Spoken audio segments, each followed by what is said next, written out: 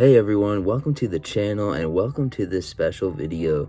Today's video will be doing an oil change on my 1986 Jeep Grand Wagoneer. So if this is your first time stopping by the channel, welcome. I hope you subscribe after watching this video and I hope you get a little value out of it.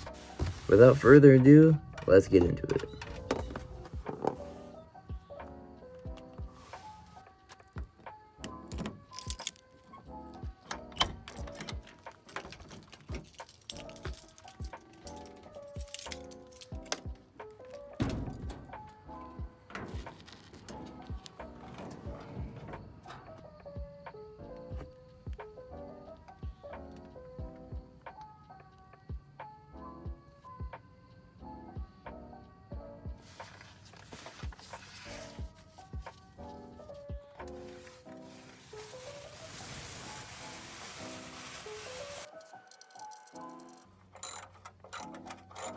According to the Wagoneer Haynes manual, pour 4 quarts of fresh oil into the engine. So it takes 4, and here I have a 5-quart jug.